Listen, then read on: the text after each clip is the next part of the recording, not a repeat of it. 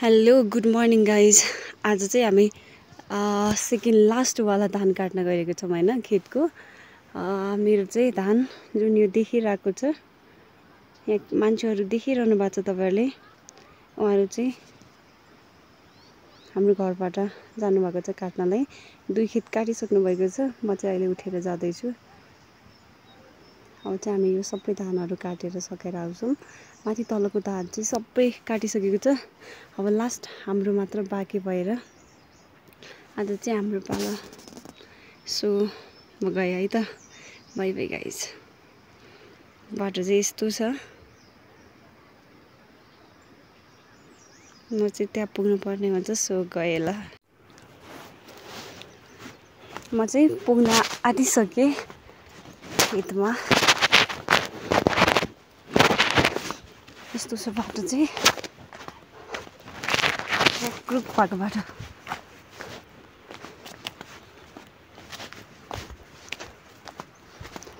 Don't scrape please. मेरो भिडियोलाई चाहिँ पुरै हेरिदिनु होला। अनि भिडियो हेरेर लाइक कमेन्ट सेयर सब्सक्राइब गर्न चाहिँ नबिर्सिनु होला। Thank you. यो चाहिँ सबै काटिसकेको धान हो। काटिसकेर पनि पुला लगाएर धान चुटेर घरमा लगिसकेको खेतहरू मात्रै बाँकी छ अब। अनि यो चाहिँ अनदर भ्यू। यो चाहिँ पहाडीको गाउँ हो। सो यो पनि अर्को गाउँ। यो चाहिँ खाली खेतहरू। यस्तो बाटो छ। म चाहिँ हिँड्न जान्छु।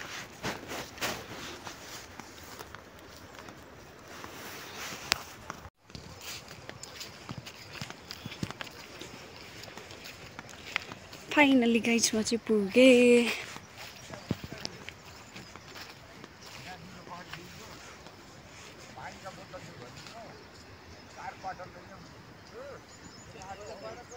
फुपाजु, ठुलो बुवा, अङ्कल, बुवा, मम्मी सबै हुनुहुन्छ। यो सबै धान काटेर सकाउनु पर्ने छ आज हाम्रो चाहिँ।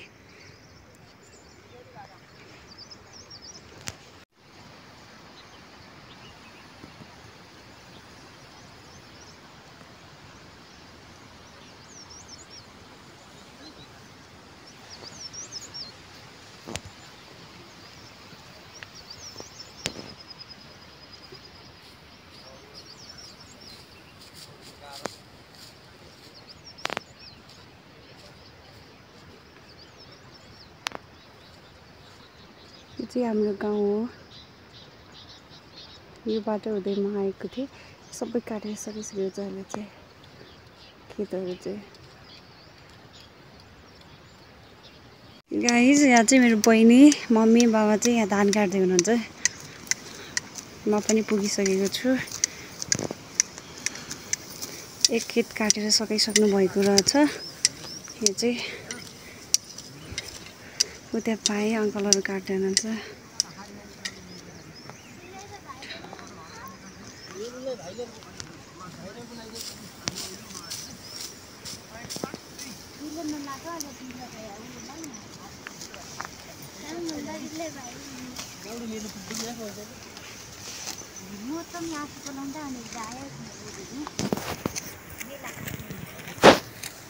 फाइनल्ली गाइज म चाहिँ धान काट्न पुगिसकेको छु। यो चाहिँ जुम्ले धान हो। धानको नाम चाहिँ यस्तो छ। बिहान बिहानको भ्यू।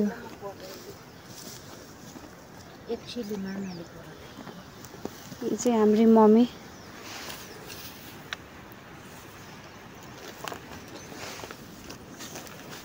यो चाहिँ ड्याडी। वेदर टर्च लगाइकन काट्न आए जस्तो हुन्छ।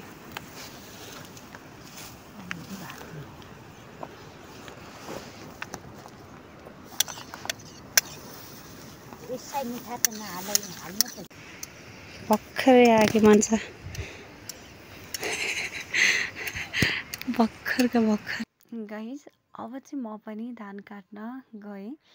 यो धानहरू चाहिँ अब काटेर सकाउनको लागि चाहिँ अन्तिम खेत थियो। र यो धान चाहिँ सबै ढलिसकेको धान है। पानीले गर्दा ढलिसकेको छ। र म, बाबा अनि मनिषा चाहिँ हामी तीनजना मिलेर काट्दैछौँ। मेरो क्यामेराम्यान चाहिँ अहिले मम्मी हुनुहुन्छ।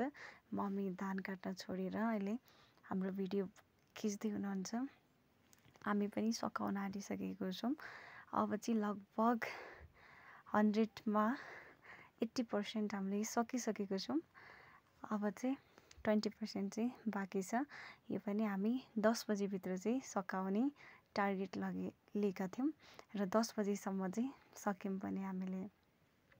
सो गाइज अब चाहिँ फटाफट धानहरू काट्ने अनि 3 दिनपछि चाहिँ धानलाई पुला बाँधेर धानलाई चुट्नुपर्छ। हाम्रो भाषामा चाहिँ धानलाई चुटेर चाहिँ घरमा लग्नुपर्ने हुन्छ। सो आजको हामीले चाहिँ काटेर भोलि एक दिन पुरै सुकाउने घाममा अनि पर्सि चाहिँ पुला लाउने दिन हुन्छ हाम्रो। पर्सिको भिडियो पनि म यसरी नै मेरो युट्युब मार्फत तपाईँहरू माझ पुर्याउनेछु। कृपया मेरो भिडियोलाई चाहिँ स्क्रिप चाहिँ नगरिदिनु होला है। अब चाहिँ लास्ट 5%मा चाहिँ हामी पुगेका छौँ। दाइ, ठुलो मम्मी, फुपाजू, भाइ अनि दिदी, मम्मी, बाबा सबैजना काट्दै हुनुहुन्छ। अनि यो चाहिँ सकेको धान अनि हाम्रो पदु चाहिँ धानको बारीमा चाहिँ बसिरहेको छ। हस् त गाइस, आजको भिडियोलाई चाहिँ मैले यही अन्त्य गर्न चाहेँ। अब चाहिँ हामी यो धान चाहिँ चुट्ने दिनको चाहिँ भिडियो नेक्स्ट भिडियोमा लिएर आउनेछु। फेरि पनि मेरो भिडियोहरूलाई चाहिँ लाइक गरिदिनु होला, कमेन्ट गरिदिनु होला। यदि तपाईँहरूलाई मैले बनाएको भिडियो चाहिँ राम्रो लाग्यो भने चाहिँ, यदि नेक्स्ट पार्ट फेरि पनि हेर्न चाहनुहुन्छ भने चाहिँ तपाईँहरूले यही भिडियोमा चाहिँ तपाईँहरूले कमेन्ट गर्नुपर्ने हुन्छ है त। By by.